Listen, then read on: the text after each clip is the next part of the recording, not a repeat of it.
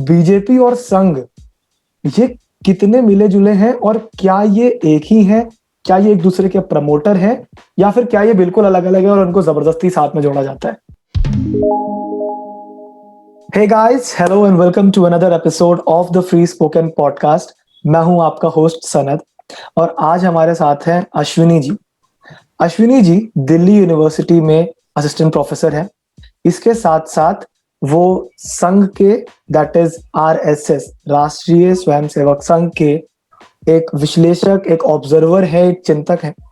सो हम आज उनसे बात करेंगे आरएसएस के बारे में कि संघ है क्या और उसका मतलब क्या है। सो अश्विनी जी नमस्कार, बहुत बहुत शुक्रिया नमस्कार। आने के लिए हमारे प्लेटफॉर्म पे। तो हम आज संघ की बात करने वाले हैं आपसे। आप संघ को बहुत क्लोजली ऑब्जर्व कर चुके हैं। सबसे पहली चीज ये जानना चाहूंगा मैं आपसे कि आरएसएस आखिर है क्या? क्या ये एक एनजीओ है? क्या ये किसी और तरह का दल है? क्या ये पॉलिटिकली मोटिवेटेड दल है? हर तरह के सवाल आता है लेकिन अभी तक इसका जवाब नहीं मिला है मुझे लगता है यूथ को कि आरएसएस क्या है।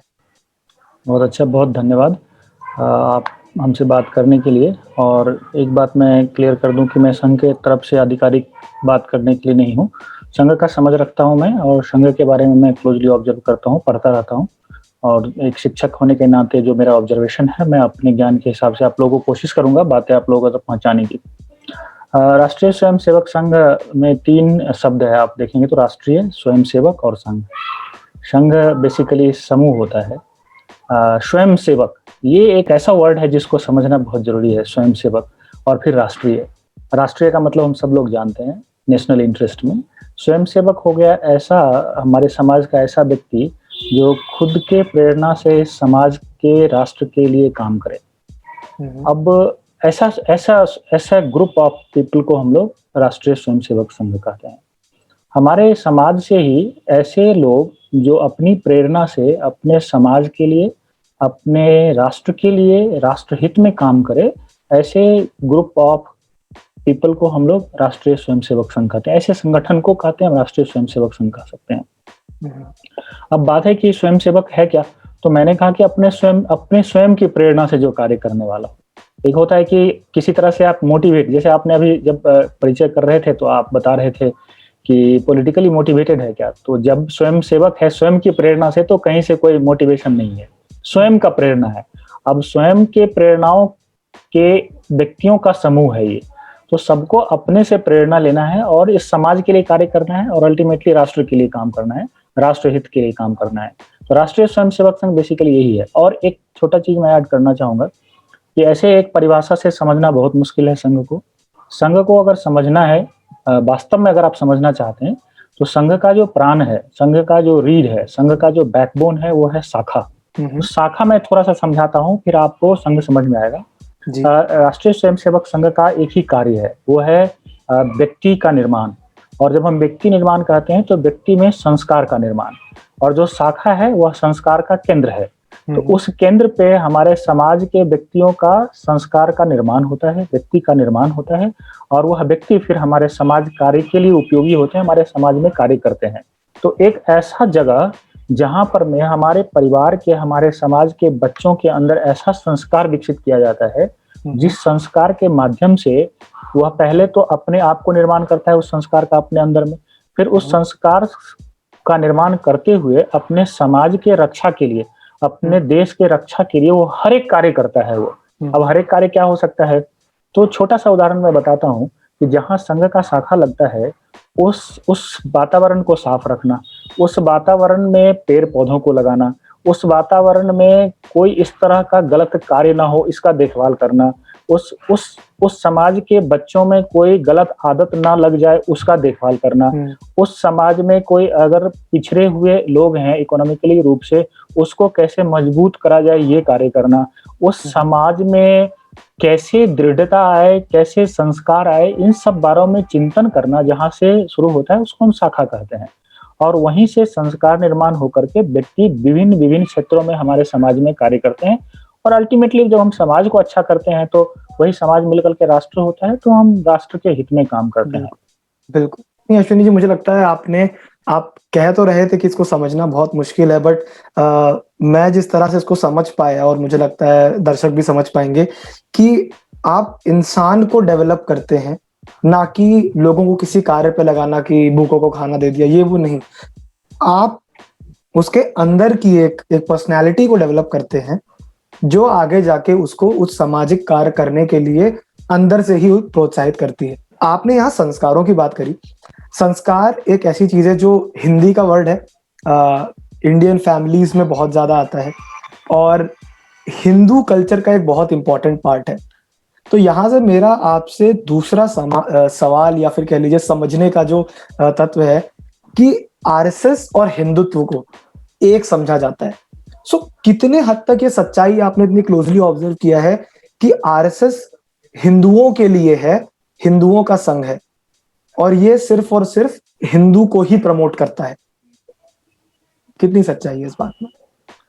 बहुत अच्छा प्रश्न है आपका। संघ में हिंदू शब्द का प्रयोग उपासना, पंथ, मजहब या रिलीजन के नाते नहीं होता है, पहली बात। इसीलिए संघ एक धार्मिक या रिलीजियस संगठन नहीं है। दूसरी बात, हिंदू कहना या जिसको इज्म लगा के लोग हिंदुइज्म बोलते हैं, वह वे ऑफ लाइफ है, यह रिलीजन नहीं है। दोनों में बहुत अंतर है। हिंदू या हिंदुत्व एक जीवन पद्धति है। इस अर्थ में संघ में हिंदू का प्रयोग होता है और ये संघ तो कहता है, सर्वोच्च न्यायालय भी अपने निर्णय में कहा है कि Hinduism is not religion but way of life. अब उदाहरण के लिए, ये अब फिर मैं एक कठिन बात कर गया, हो सकता है युवाओं को समझ में नहीं आए। उदाहरण के लिए मैं एक चीज बताता हूँ कि जब हम बोलते हैं वे ऑफ लाइफ तो उसका क्या मतलब है। एक सत्य एक है, सत्य एक ही है, उसे बुलाने का नाम अलग अलग हो सकता है, उसे पाने का रास्ता भी अलग अलग हो सकता है। वे सभी समान है, यह मानना यह भारत का जीवन दृष्टि है। यह हिंदू जीवन दृष्टि है। इसीलिए विविधता में एकता, जिसको यूनिटी इन डाइवर्सिटी कहते हैं, यह भारत की जीवन दृष्टि है, यह हिंदू जीवन दृष्टि है। इस जीवन दृष्टि को मानने वाला हर व्यक्ति हिंदू है, चाहे उसका उपासना पंथ कुछ भी हो, उसका मजहब कुछ भी हो। लेकिन अगर आप इस हिंदुस्तान के धरती पे जन्म लिए हैं तो यहाँ का जो पद्धति है वह हिंदू जीवन पद्धति है और संघ यही कहता है। इसीलिए हिंदू एक रिलीजन नहीं है, यह एक वे ऑफ लाइफ है। राष्ट्रीय स्वयंसेवक संघ ऐसा मानती है, जो मैं ऑब्जर्व किया हूँ। आप किसी भी पूजा पद्धति को मान सकते हैं, ऐसा सारे धर्म में ऐसा नहीं कहा गया है। आप जब पढ़ेंगे सारे धर्मों के बारे में तो इस तरह का फ्रीडम सारे धर्मों में नहीं है।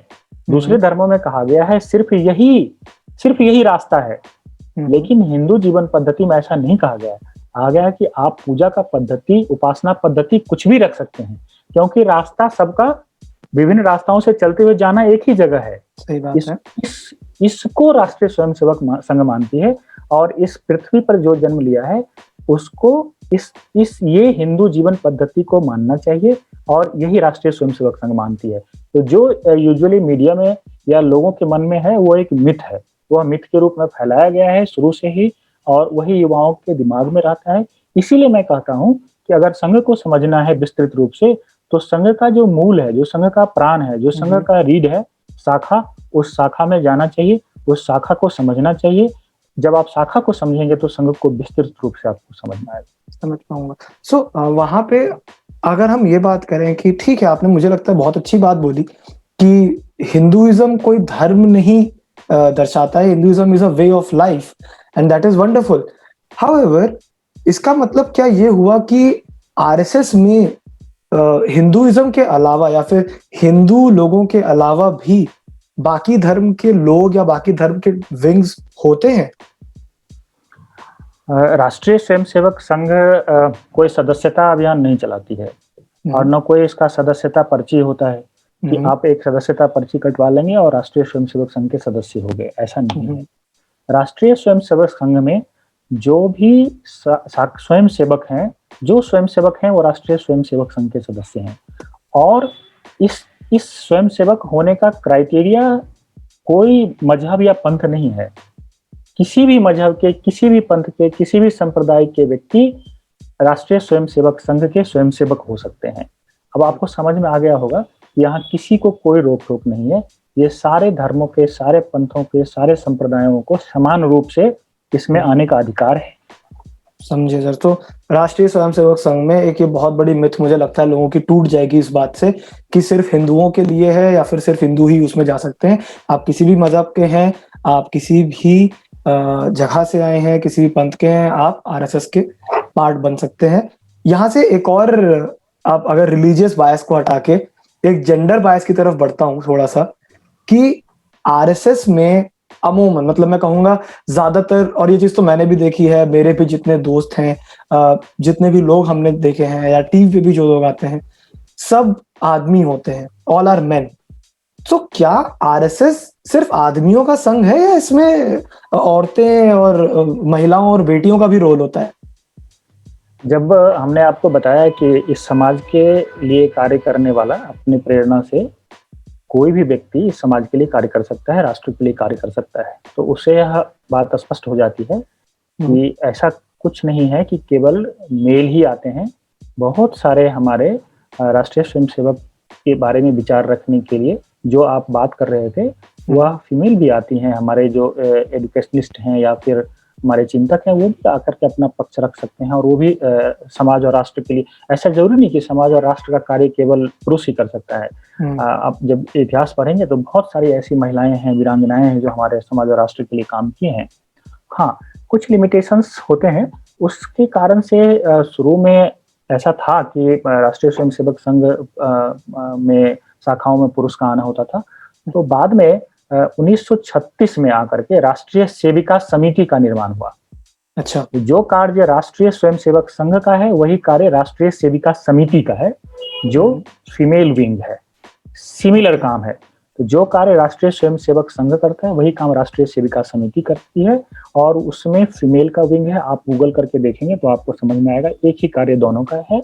इसलिए इसमें कोई भ्रम नहीं होना चाहिए कि यह केवल पुरुषों का ही संगठन है और केवल इस समाज का कार्य केवल पुरुष ही कर सकते हैं, ऐसा कुछ भी नहीं है। नहीं, ये तो आपने मुझे लगता है बहुत अच्छी इंफॉर्मेशन दी कि राष्ट्रीय स्वयंसेविका समिति, मुझे लगता है इस पर्टिकुलर वर्ड के बारे में लोगों को नहीं पता होगा कि ये एग्जिस्ट भी करता है। और अगर जो फीमेल्स शायद इंस्पायर होती होंगी आरएसएस से, कहीं ना कहीं वो अब आगे बढ़ के एक स्टेप और आगे लेके शाखाओं को ज्वाइन कर सकती होंगी, या इस पर्टिकुलर ग्रुप को ज्वाइन कर पाएंगी जो आरएसएस का ही एक पार्ट है। So this is something very new, honestly speaking sir. Here now दो चीजें मुझे लगता है जो सबसे बड़े ख्याल थे दिमाग के, कि क्या ये हिंदू पंथ का है, क्या ये आदमियों के लिए है। ये दोनों चीजें तो हमने खत्म कर दी, पर एक तीसरी चीज और है जो मुझे लगता है third and I would say most propagated चीज है संघ के बारे में, कि संघ बीजेपी का सपोर्टर है,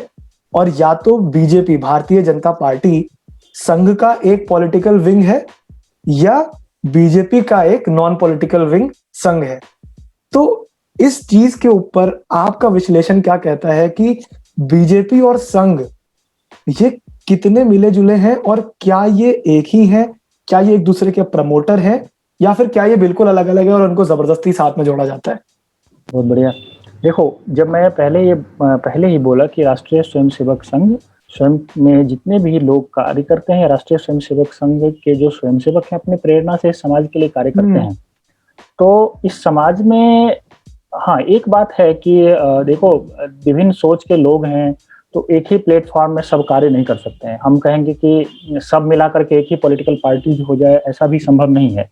तो इसलिए विभिन्न पॉलिटिकल पार्टी है, सबका अपना अपना सोच अलग अलग है, अपने हिसाब से सब कार्य करते हैं। राष्ट्रीय स्वयंसेवक संघ उस सबका समर्थन करती है जो इस समाज के निर्माण के लिए कार्य करता है, जो इस देश के निर्माण के लिए कार्य करता है। अगर राष्ट्रीय स्वयंसेवक संघ को लगता है कि एक्स पार्टी इस समाज के निर्माण के लिए कार्य करने की भूमिका में है, तो एक्स पार्टी को समर्थन कर सकती है। अगर संघ को लगेगा कि वाई पार्टी कार्य कर रही है, तो वाई पार्टी को भी समर्थन कर देगा। अब आपका चिंतन क्या कहता है, ये आप स्वतंत्र हैं सोचने के लिए। आपको कोई बाध्यता नहीं है।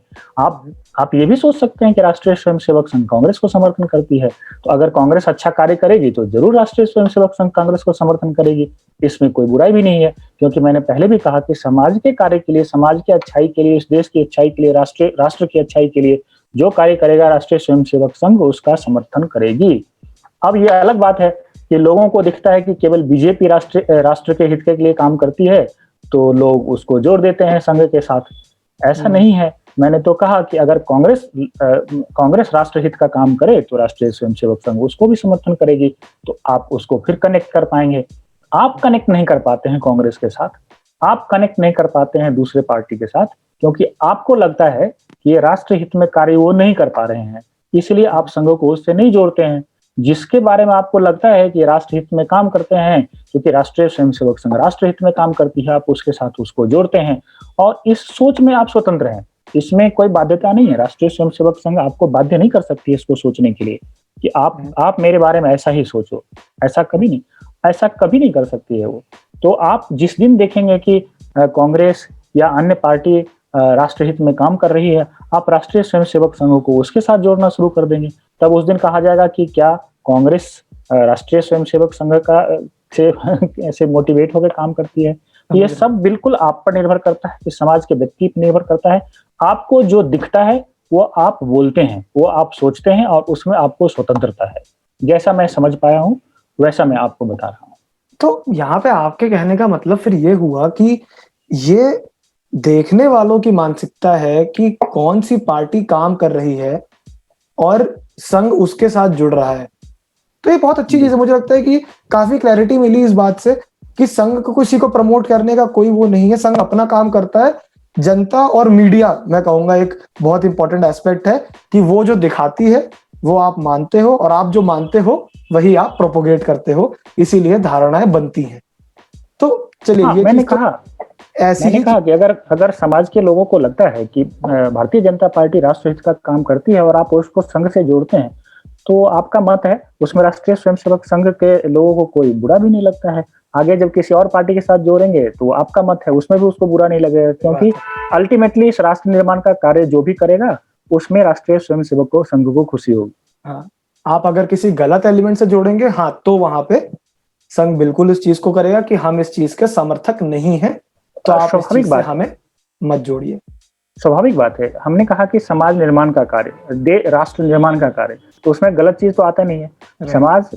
समाज को सबल बनाना, समाज को मजबूती प्रदान करना, समाज के हर एक व्यक्ति को सबल बनाना, समाज में समरसता का भाव लाना, समाज में कोई पिछड़ा ना रहे, समाज में गंदगी ना रहे, ये सारी चीजें राष्ट्र के लिए भी वही है कि इन सब चीजों के लिए कार्य करना। तो इसमें जरूर स्वाभाविक बात है कि गलत चीजों से आप लिंक करेंगे तो जरूर संघ आकर के आपको उसका क्लैरिफिकेशन देगा कि नहीं। क्लैरिफिकेशन बिल्कुल। सो यहाँ से एक चीज, अगर आप अच्छाई और बुराई की थोड़ी सी बात करते हैं, मैं मीडिया का जो मैंने पॉइंट बोला, मैं वहां से एक सवाल आपसे पूछना चाहूंगा छोटा सा, कि संघ बहुत टाइम से है सर, मतलब संघ ने बहुत प्राइम मिनिस्टर देख लिए, सब कुछ देख लिया अपने सामने। तो आपके कहने के अनुसार अगर कांग्रेस के प्रिंसिपल्स कल को आरएसएस की भांति हो जाएं या आरएसएस से मिलने जुलने लग जाएं, तो ऑटोमेटिकली देखने वाले को आरएसएस और कांग्रेस एक जैसी लगने लग जाएगी, फिर चाहे वो कुछ भी हो। राष्ट्रीय स्वयंसेवक संघ सिर्फ व्यक्ति निर्माण का कार्य करती है।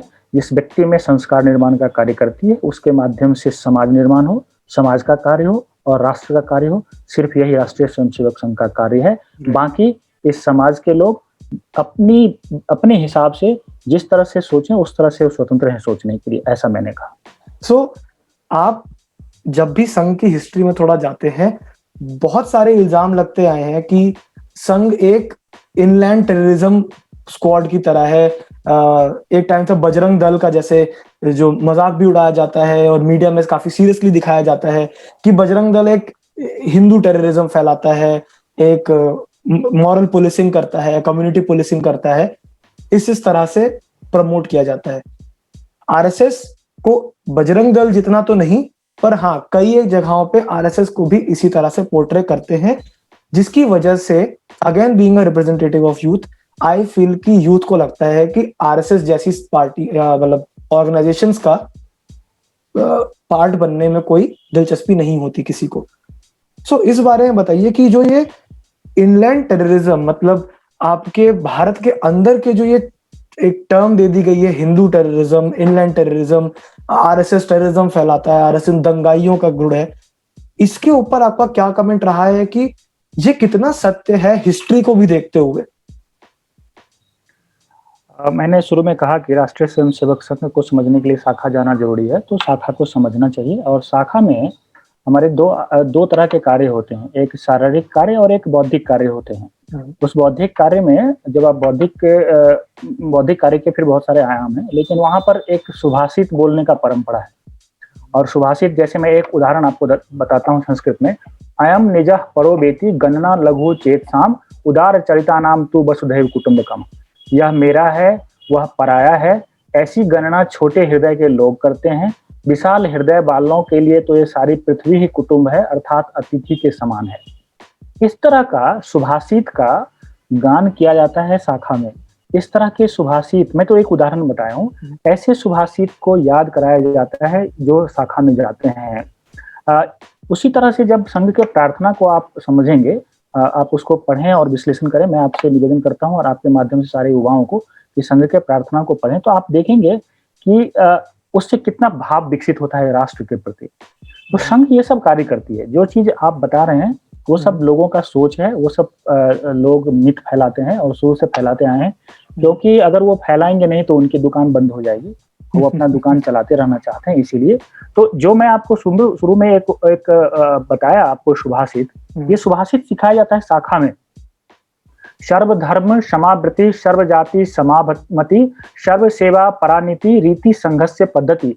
सभी धर्मों के साथ समान वृत्ति, सभी जातियों के साथ समानता की मति बुद्धि, सभी लोगों के साथ परायणता का व्यवहार संघ की पद्धति है। ये सुभाषित सिखाया जाता है संघ में। इसमें कहाँ से आ गया टेररिज्म? जो मैंने पहले बताया आपको सुभाषित, उसमें कहाँ से आ गया एक्सट्रीमिज्म? इसमें कहाँ आ गया दूसरे धर्म के प्रति गलत व्यवहार? ऐसे बहुत सारे। उद्यमेन ही सिद्ध्यन्ति कार्याणि न मनोरथे, न ही सुप्तस्य सिंहस्य प्रसिद्धन्ति मुखे मृगा। प्रत्यक्ष करने पर ही किसी कार्य में यश मिलता है, केवल मनोरथ पूरी करने से कार्य सिद्ध होते हैं। सोए हुए सिंह के मुख में अन्य प्राणी जाकर स्वयं ग्रास नहीं बन जाते, अर्थात सिंह को भी भूख शांति करने के लिए प्रयत्न करना पड़ता है। ये मोटिवेट करते हैं हम समाज में, शाखा के माध्यम से लोगों में मोटिवेट किया जाता है, संस्कार विकसित किया जाता है। ये संघ का कार्य है। बाकी जिस बात का आप चर्चा कर रहे हैं वो सब संघ का कार्य नहीं है। वो अनेकानेक लोग इसके बारे में भ्रांतियां फैलाते हैं, और भ्रांतियां फैलाने के बहुत सारे कारण हो सकते हैं। उस कारण के बारे में वो खुद बताएंगे आपको।